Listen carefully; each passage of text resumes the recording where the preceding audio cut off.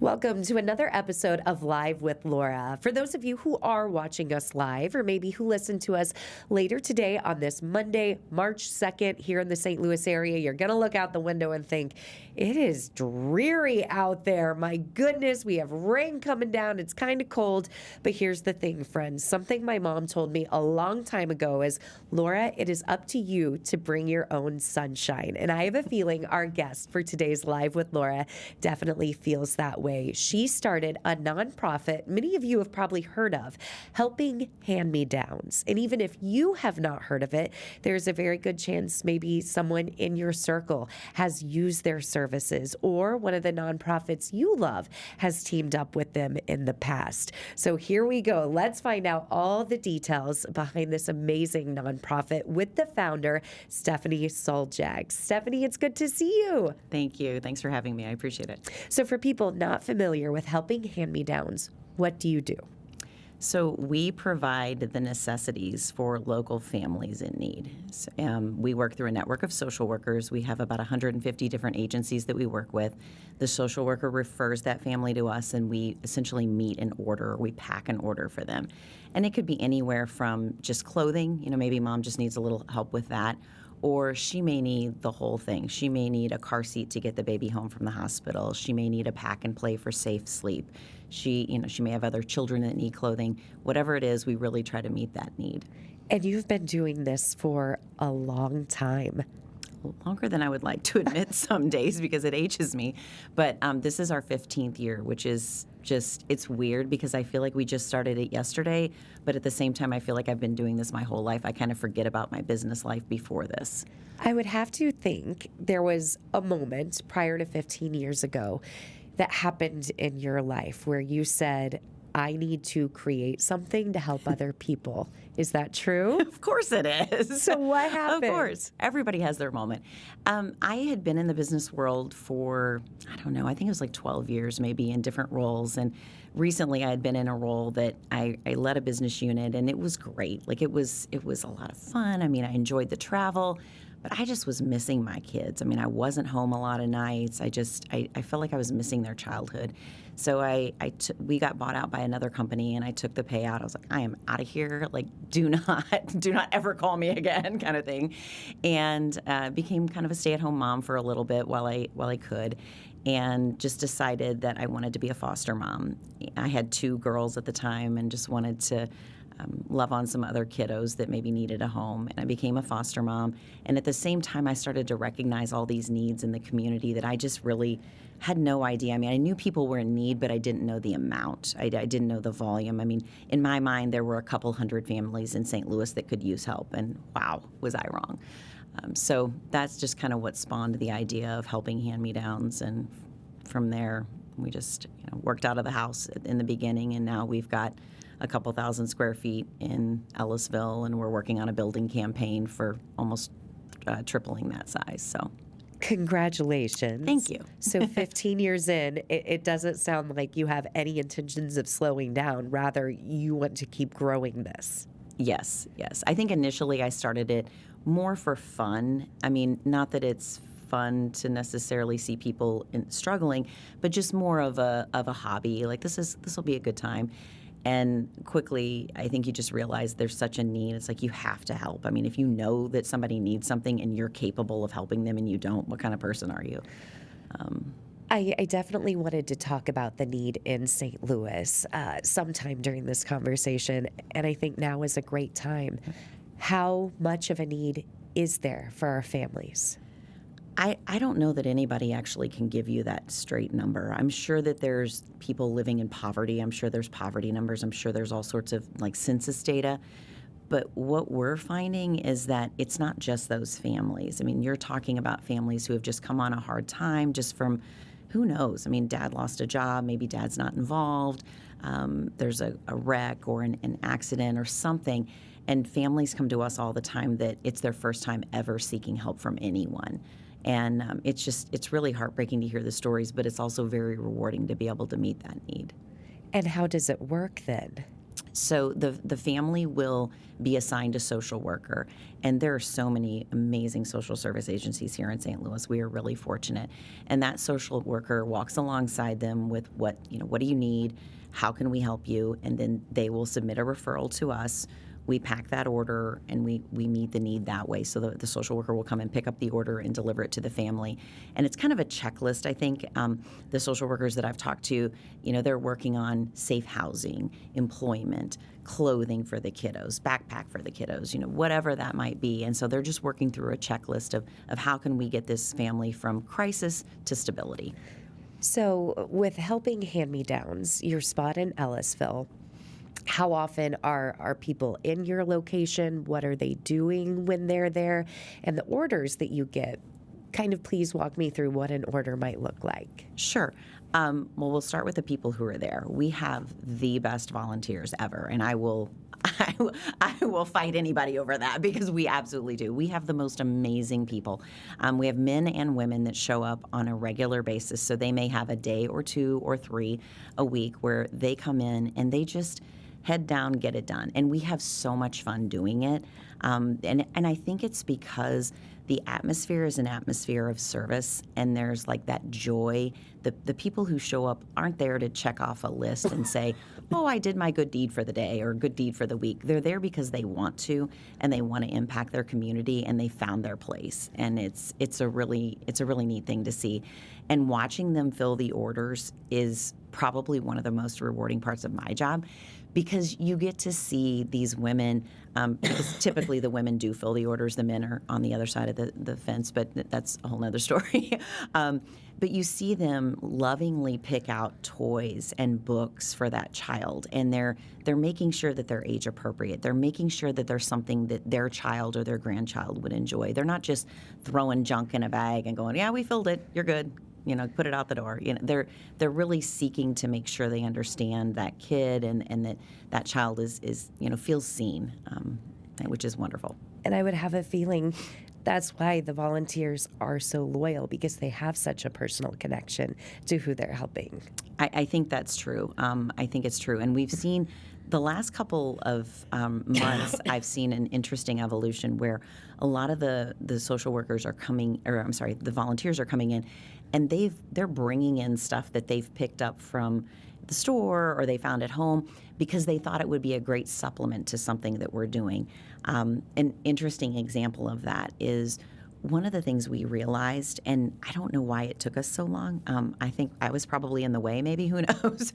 But one of the things we realized is we were serving the children, we were serving the new baby, but we might have been overlooking mom. And it's like, man, how did we miss that? And so we started creating these postpartum bags, and the postpartum bags have stuff in them. Just, one of our volunteers, Mary Beth, she's just amazing. She will bring in slippers and, candles or a bathrobe or a Stanley or something, and we put these bags together, and it just makes these moms, the goal is that they get that and they feel like, oh, that's so nice, somebody thought of me. And like I said, that was a big miss, I think, for us initially. But now that we have it in our sights and we're doing it, I feel like it's just such a win. And I feel like it's really upped our game a lot. And kudos to you for recognizing that the model was working, but let's add in these extra pieces. I remember, my goodness, and I'm sure you do too, your first couple of weeks after having a baby, and the focus is on the baby, as it should be, and maybe the other kids in the house. But someone brings you a robe, some slippers, a nice smelling candle. Gosh, I have a huge water jug with me right now. Having that next to you, well done for evolving too. Thank you. Where are other products coming from that you give out to the community? The majority of the items that we receive come straight from the community. And as I think I mentioned to you earlier, we put them right back out within a week. Nothing sits in our warehouse or our packing area. It comes in and it goes back out. We've got waiting lists for items. We try to be on top of it, but it's almost impossible when so many people need the same thing. Like, you can't be discharged from a local hospital unless you have a car seat. I mean, that makes sense. And we don't get a ton of car seats. So when we get random donations for, hey, use this money to buy whatever. Well, what I buy is car seats. I will buy car seats and pack and plays because we want those children to be safe in the vehicle, safe asleep.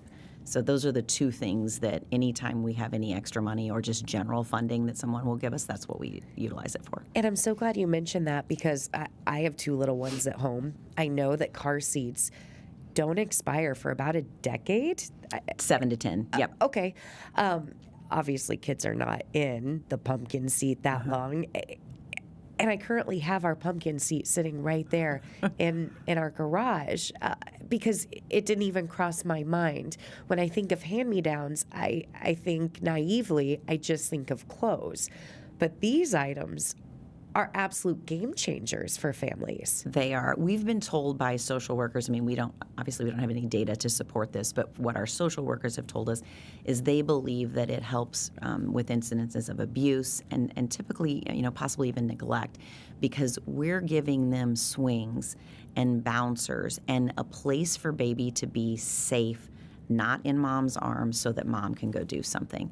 And, mom's not putting the baby on the couch that they could potentially roll off if they've got a safe swing or a sit-me-up or some other type of baby apparatus that assists in that. I am so glad that we are talking about this because as you're going through each thing, I'm thinking, no, Laura, you have that too. It's just sitting there. It's just sitting there. It's just sitting there.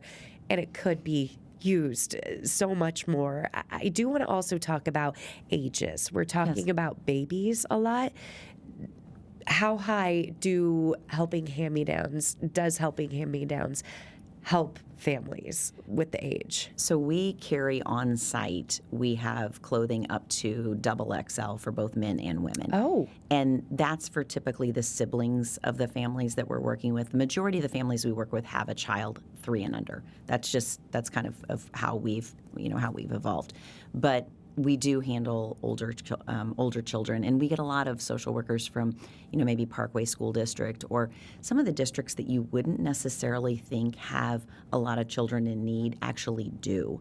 And this is a nice way for the social worker to come and receive items from us, serve that family, and the family still maintains some dignity. And I'm glad you mentioned that because that's something that I was even thinking too when you referenced your female volunteers lovingly packing up all the items based on things that they know kiddos age appropriate would enjoy. It is about dignity. It is hard for someone to say, I need help. As you mentioned, some of your families, this is the first time that they have had to go to an outside agency and ask for help. I'm guessing dignity is at the forefront of everything that Helping Hand-Me-Downs does. We try. We definitely try. I mean, we will not give out, anything that comes in. We're checking it to make sure it's not stained, it doesn't smell funny, it doesn't have holes in it, it's not overly washed, whatever. And I, to be honest, what's kind of funny is some of the stuff that we won't give out, I would absolutely put on my kids. But the difference is I'm choosing to put it on my kids. I'm not forced to put it on my children. And so that's what we try to remember is when we're giving it, is it something that mom can feel good about putting her child in that and sending that child to daycare or sending that child to school. And if they can't, then get rid of it. We are just scratching the surface of what Helping Hand-Me-Downs does here in the St. Louis area with the founder, Stephanie Suljak. When we come back, we are going to talk more about nonprofits because I have been amazed at how connected the nonprofit world in St. Louis is. I'm guessing you see that every day? I do. Okay, so if it's okay, we're going to talk about the connections and how maybe you're really passionate about this organization. There's a very good chance they work with that organization too. More details to come. We are so thrilled that you are spending part of your day here with us on Live with Laura.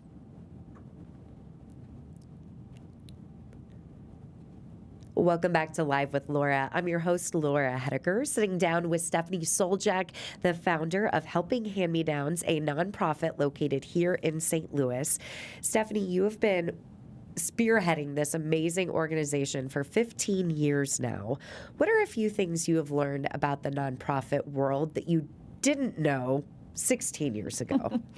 A lot. I would say the numbers would be the first thing. I had no idea so many amazing nonprofits existed. That was a huge shock to me. The more I got into it, and people would call me and like, "Hey, I run a nonprofit." I'm like, "Really? What's the name of it?" And it was something I'd never heard of. So that would be probably first and foremost. And then second, it's a unique industry, and I kind of thought going from the business world to the nonprofit world would be a little more similar.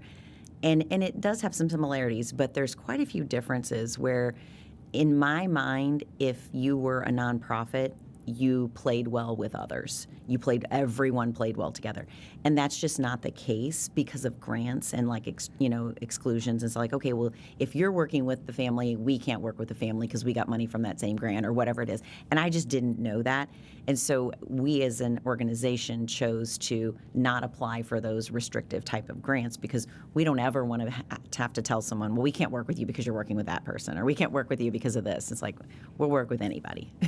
Bring it. Well, we are happy to help you. And the grants is something that I didn't know about either. I love nonprofits. I'm heavily involved in 2 of them. Mm-hmm. I didn't realize how much of the funding did come through these very important grants. Mm-hmm. They're a challenge. And it never stops, No. is what I've gathered. It doesn't. And just because you get it one year doesn't mean that you'll get it the next. Usually it means you won't receive it the next year, depending on what you're, it's just an interesting dynamic. And it's hard because it's all about wordsmithing and, how did you position what you're doing? And I don't know how they determine sometimes, the metrics in which they determine who gets what, because to me, it's like if you're serving thousands and thousands of children and you're doing it very well, how do you compare that to an organization that's serving, 10 kids a year, whatever it is? Like, how do you, and I don't know. I mean, I don't know what their measurements are, and I'm glad I don't have to make that decision. I'm glad I don't either. And I'm glad I'm not one of the very talented grant writers that I'm sure you work with and other organizations work with, because it's just a nonstop grind. Mm-hmm. And even though so many organizations are competing for the same dollars, there still is a big connection. And what I have seen is so many organizations do rely on each other. Mm-hmm. And I understand you work with quite a few different nonprofits in the St. Louis area. We do. I think the last count that we had as far as in our database who have ever referred to us, I think we had about 150 different agencies. So that does not include the bigger agencies who have 30 and 40 social workers. That doesn't include that. That's just the agency that I'm talking about. So there's 150 in that database, so to speak. But on a regular basis, we probably work with around 50, I would say, that we see consistently. Are you comfortable naming a few of those that maybe people are familiar with? Sure, absolutely. So Little Bit is one of the ones that we work with, and we provide the street clothing for their boutiques this year. It's a new thing that we're working on where it's kind of a test year to see if it works out for everyone. And they've got an interesting setup. They have a guy that comes out and picks up stuff from us. It's a very unique relationship for us, and it's worked well thus far, but we'll see. Lutheran Family Services is another organization that we work with, Crisis Nursery, any of the doulas that are out there, they refer to us on a pretty consistent basis as well. Anybody that's using Medicaid, they'll get a lot of stuff from us, so there's quite a few. So 2 of my favorite nonprofits good. You listed. Who are your 2? I know it's Little Bit as one, yes, but who and else? the Crisis Nursery. Crisis Nursery, yes. And as you were talking about providing so many things for the new moms, I kept thinking about the work that the men and women at the Crisis Nursery do, too, to support their moms. Mm-hmm. And Little Bit, as you mentioned, what they do is so interesting because in the segment before we talked about dignity with their setup of the boutiques. From what I've seen, it is all about that too. And the kid can come in and pick out things that he or she likes, maybe in their favorite color. And I just think that is so special that they are able to go into the boutique, which sounds fancy to begin with, especially as a child. That sounds so cool. And pick out an outfit that they will wear, since so many of the kids do wear uniforms, you mentioned the street clothes that they will be wearing when they're not in school, when they're hanging out with their friends. That's fantastic. Thank you. For people watching who want to help, how can they help you? Well, there's so many ways you can get involved. The three main ways that we like to tell people they can get involved is jump in, be a volunteer, come out and help us. You don't have to do anything. You just show up. I mean, literally, Monday through Friday, 9 to noon, we will never turn you away. I mean, we've never turned away a volunteer, and I don't plan to. So that would be the first thing. You can go to our website and donate financially. That's wonderful as well. That's, we always need money. I think every nonprofit always needs money. And then the other way is just share our information on social media and try to, spread the word, bring in your donations. Like in your case, that stuff that's sitting around your house, what typically happens is the wife gives it to the husband drives it around in the car for a month or two, and then brings it by. That's kind of the evolution of a donation for helping hand-me-downs. And the husband shows up and says, my wife sent me here and I've got donations. And we're like, great, we're so happy to have you, sir. Thank you.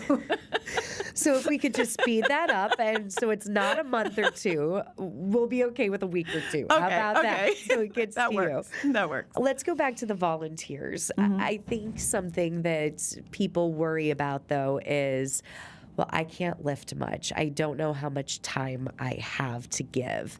How much time does it take? We have people that'll pop in for like an hour. Half an hour. I mean, whatever it is, and whatever your skill set is, we can pretty much work with it. I mean, we've got drivers that will go and pick up and drop off for us because that's what they prefer to do. We have people who just want to come in and sort clothing. That doesn't really require any lifting. There's just so many things. You can go through books. You can wipe off books. You can clean baby gear that comes in because sometimes stuff gets donated and it's still got a lot of food on it. Yes. And we try to wipe that down. So, you can come in and wipe down. We work with a couple different adults with disabilities groups, and they help us as well, which is wonderful.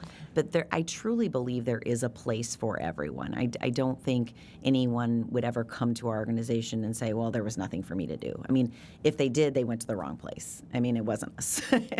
And I absolutely envision some of, we'll use today as an example, the Monday group, that either they go to lunch afterward or they text with each other throughout the week, because you develop close bonds with people at nonprofits because you're all there for the same reason. I think that's true, yes. And they've become friends and they care about one another and they check in on one another, and it's just really neat to see. And I think sometimes, too, some of the volunteers that we have are lonely. Maybe they're in a situation where they just don't have a whole lot of adult conversation in their home for whatever reason.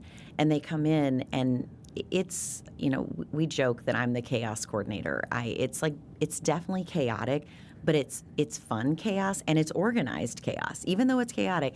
And people love it. I mean, they seem to just really enjoy being there and want to help and feel like that what they're doing is making an impact. And it is. I'm sure every time they leave helping hand-me-downs, they're driving off with a smile on their face, knowing that they did help other people. I hope so. Yeah, that's the goal. And how many volunteers in total? I think last year we had around 500. But on a regular basis, like our core group that I know they're coming, there's about 20, 25. That's fantastic. And most of these people who do have a specific day, the Monday group, how many are in these groups?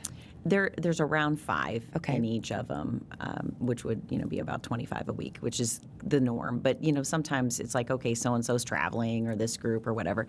But these women have been doing it since we opened the doors in Ellisville, which is also wonderful.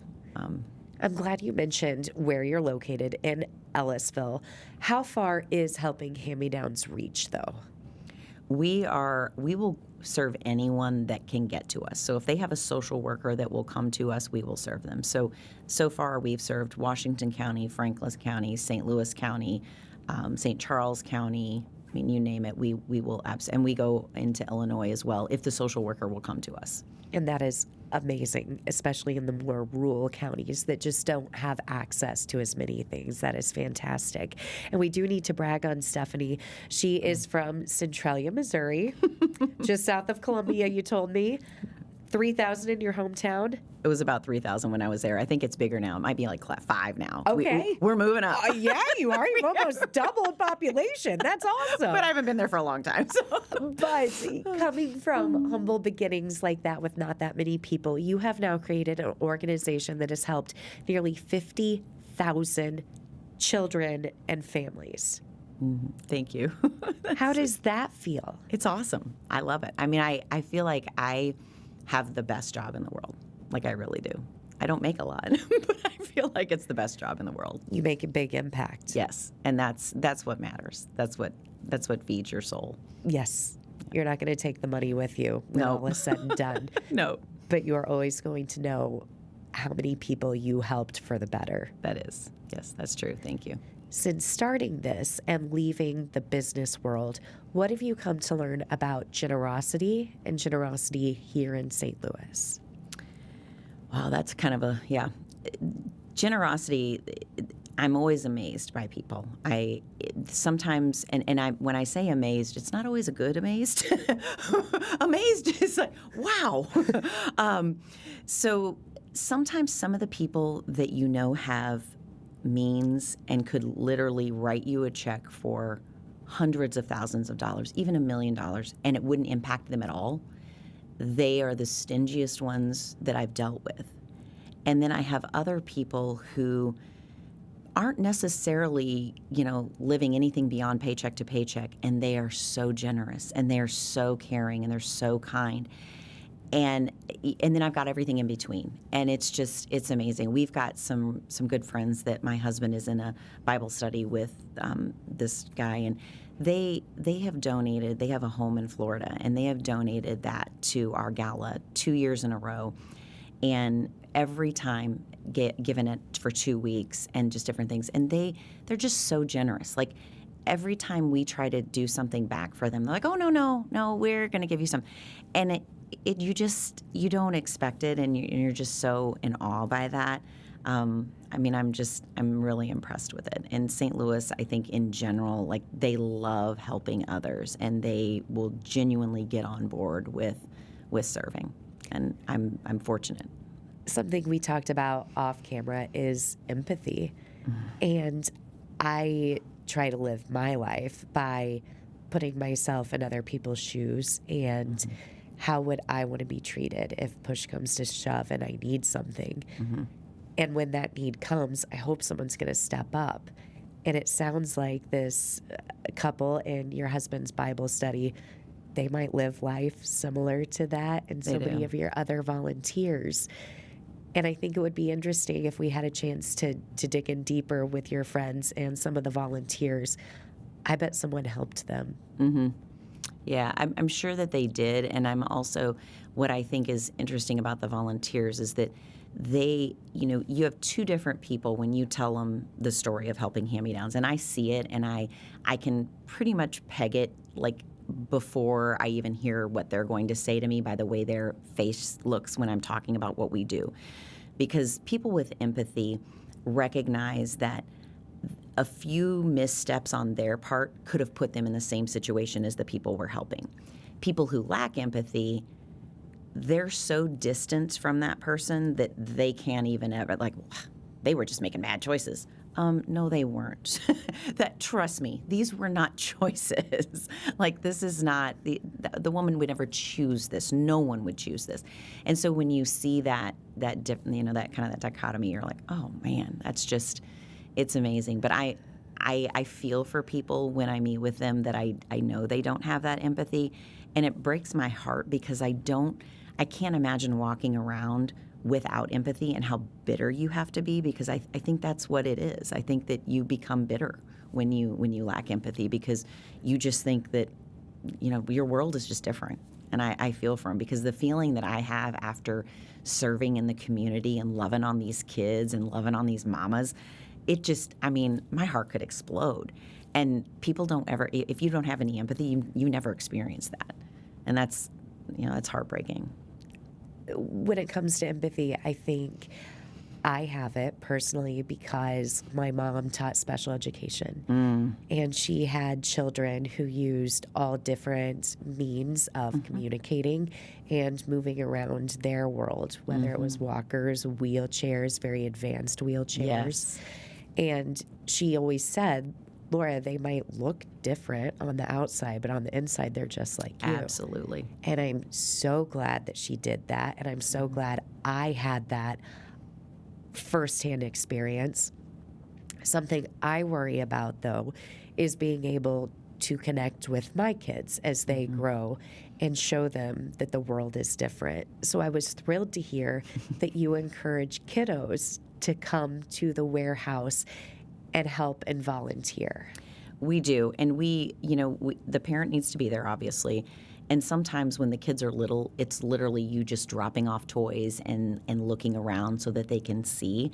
But another person speaking into your child and letting them, they see pictures, like we can show them pictures from our impact report that shows families that we've served. They can see things, and it puts their mind in a different, it frames things differently. Because as we were talking earlier, your children believe that every parent is like you and your husband. They just believe that until they see otherwise. And then they're like, oh, wow, So for my kids, they grew up knowing nothing but the nonprofit world. So they see things, and it's so cool when you see your kid go help another child find hat and mittens, because they know that child doesn't have them, but they do it with dignity. They do it lovingly, not like, let me find you some hats and gloves because you need them. It's more of a, hey, let's find these that match you, match your coat. Let's find, if it's a little girl, let's find you something that is a little girl thing that you like. Do you like this? Do you like that? And it's just nice to see that. And we definitely encourage that because we need more people like that. Yes. Okay, sign Leo and Ella up in a few years to help. Perfect. We will make that part of our weekly tradition. Friends, we are talking with Stephanie Suljak. She is the founder of Helping Hand-Me-Downs here in the St. Louis area. Maybe for anyone who has to go before the end of our conversation, how can they get in contact with you? The best thing is probably just go to our website and then just email me through there, or email one of our service members. We'd be happy to chat with them. And what is your website? It's helpinghandmedowns.com. And then I understand there's going to be a lot of fun to be had this Saturday. Yes, we will be at Topgolf for 3 hours from 10 to 1. It's brunch and birdies, or birdies and brunch, I can't remember, but it's food and golf. What more could you want?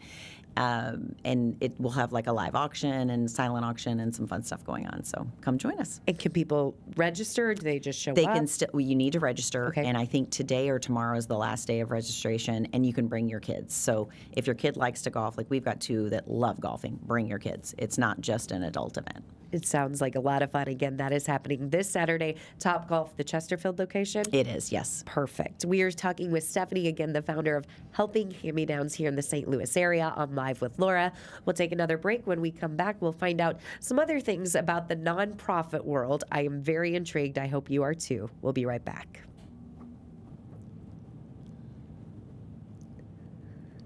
We hope your Monday is off to a great start, the very first Monday of March, and we are kicking it off with Stephanie Suljak, the founder of Helping Hand-Me-Downs, a nonprofit that has been around for 15 years now. And you mentioned earlier in the conversation, Stephanie, are you building a new warehouse, acquiring a new warehouse? Well, we are hoping to acquire some land and then build a warehouse on that, which would just really make it a lot easier for us. Right now we have 2 spaces and they're in the same building, but they're not adjoining. So it makes our life a little fun. So it would be nice if we could do that. And my husband is in the contracting world, and so I've kind of offloaded that to him and his crew to see if they can make that all work for us. But yes, that is the goal. And it would almost triple our size, but it would just be, because it would be customized for us, it would feel so, the flow would be so much easier, because right now we've made do with office space that kind of has a little bit of a warehouse on it, but not really. So this would be ideal. I am amazed by you for so many reasons. But mainly, how many different avenues your life has taken as you have, pardon me, as you have embarked in the nonprofit world. You were in the business world, went with the buyout, became a stay-at-home mom, then created this. Ever in your wildest dreams 15 years ago, did you think you would be talking about buying land to build a warehouse triple the size you're in now? No. No, I told you, I thought it would just be fun. Like it was going to be like a part-time hobby gig. Like it was maybe we'd serve 100 families a year. It'd be good. No, I never thought that. What other things have happened during this journey that you look back and you're like, well, I didn't see that coming? I think that probably I didn't see that coming could be like the title of my book, like a memoir. I mean, it would be, I didn't see that coming. I don't know. It's interesting. It's like life has a way of just happening. And you're like, okay. And kind of like, you said your mom told you to be the sunshine. My thing was, I feel like to whom much is given, much is also expected. And I've just always felt like that. Like I've always felt like, okay, I've been given so many great things, and I just want to share. I want to make sure that I'm helping others, and I've been able to do that, and I'm very appreciative of that. My husband he is phenomenal because I've been in situations where, the person at home isn't necessarily your biggest cheerleader, and it's so nice to have someone that's your biggest cheerleader, and he goes along with all my crazy ideas. I mean, if I called him right now, and because we're active foster parents, and if I called him right now and said, hey, there's a set of twins that needs a home for like the next 3 months, and they're only 2 months old, he'd be like, oh, okay, sure. I mean, he would just go along with it, and he's 60. So, I just got really lucky, and so I'm making the most of all of that. We're doing it. Yes, you are. And I didn't realize you're an active foster parent. So that could happen. You could really get a call. We are. I don't think we would take any infants. That was, But if we felt like God wanted us to, we would. We would. We would. You are an inspiration to many, many people. How has this nonprofit changed you personally? I hope it's made me a better person. I know in the business world, when I was in the business world, I refer to myself as Business Stephanie. And I don't think I liked Business Stephanie very much. I mean, I was very much into the next promotion, the money, the fame, and I enjoyed around Christmas we would do like 100 neediest cases. I really enjoyed that. Sorry, but I'm gonna cough. I'm so sorry. You are welcome to grab a drink of water. We are all in the same boat here. I fully understand, Stephanie. Take your time. For people who are watching who kind of are sitting in the same situation as you were 16 years ago, and they're saying, you know what, I don't like business Laura, I don't like business Jennifer, but we're too afraid to pivot, what advice would you have? Just do it. I mean, you really have to. And the visual that I always have in my mind is, because I try to help other young nonprofit, like entrepreneurs, so to speak, I think about it this way. If you've got 1 foot on the dock and 1 foot on the boat, you don't know where that boat can take you. You have to get off the dock. And that old job, that old thing, that old you is the dock. Don't let that dock bring you down. Like, just jump and go. In the worst case, absolute worst case scenario, you fail. I mean, everybody who's successful now failed. So now you're closer to success. So fail, get back up, fail again, fail, and you will experience success. You will. You just got to keep at it. With success, where do you see Helping Hand-Me-Downs going in the next 5 years? What does that trajectory, a successful one, look like for you? I feel like we're in this really interesting transition phase right now where we're trying to take something that was homegrown and kind of piecemealed, and we're automating everything, and that should be done by the end of 2016. So I feel like that's going to launch us into a whole new area that we just don't even know. We have no clue what the future holds for us. But what's neat is that instead of us seeking other people for partnerships, other people are now calling us and saying, hey, we want to partner with you. Hey, we want to partner with you. And what's funny is when they realize that we're pretty much all volunteer run, they're like, oh, wow. Okay, so you're producing more with volunteers than this organization with 30 full-time employees. I'm like, well, maybe. I don't know. I'm not sure. But the volunteers, like I said, they're amazing. That's a good point, because I don't think a lot of people fully understand just how many jobs there are in nonprofits, or how some nonprofits only have 2 full-time employees. I really figured you had a staff of 30. Yeah, we wish. But there's 2 people that are part-time. I would say we work full-time, but we're considered part-time. And we're just trying to keep it going. Absolutely. You're doing a good job. Well, thank you. In the last year, your name and Helping Hand-Me-Downs has come up twice in just conversations I have had at the Crisis Nursery and at Little Bit. Oh. And then you sent me an email, and I thought, okay, well, I can't really ignore it. This is the 3rd time around that this has popped up. Like, let's get her on the podcast. Let's find out more. So for people who do want to help, what is the greatest need outside of those big ticket items that they can do right now? Probably the greatest need would be to come and volunteer if you can, because that's what keeps us going. I mean, we have so many donations come in, and we have so many different drives throughout the community that getting it all processed is sometimes a daunting task. I mean, we joke that we walk in and it's literally mounds of clothing, and you have to go through every single piece. You can't just assume if somebody marked on the box, hey, this is what size it is. We hope it is, and it makes it a little easier, but we can't guarantee it is. So we have to touch every piece. And that's what I was thinking. Just, I feel like as a mom, it's a never-ending thing of rotating clothes and trying to organize it enough by 12 months to 18 months, 18 months to 24 months. But my gosh, you skip a month and it feels like, yeah, oh, I've skipped everything.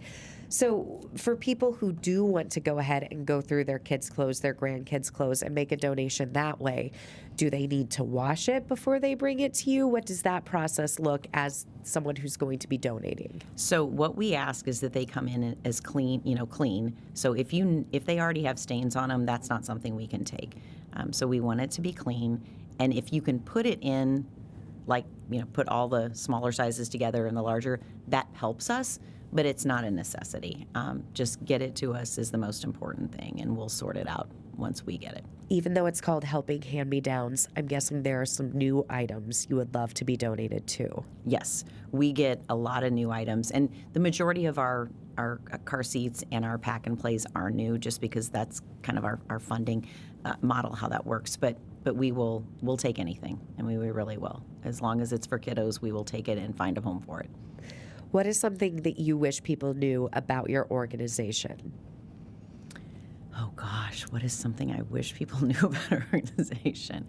I wish that people could see the spirit behind it in the office, like the feeling. Like you just get this amazing feeling when you walk in the door. And volunteers tell us that, social workers tell us that. Like they say, we always feel so good coming out here.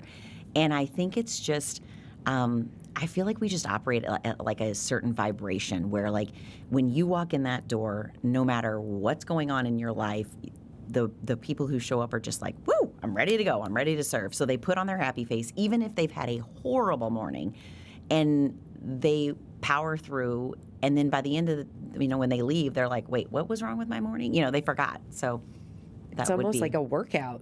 It is. It is. You get a lot of steps because you're going back and forth because we don't have adjoining buildings.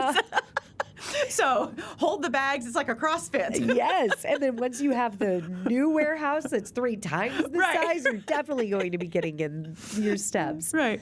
Here's a question for you. If every family in the St. Louis community had what they needed, how would St. Louis look different overall? Oh, gosh.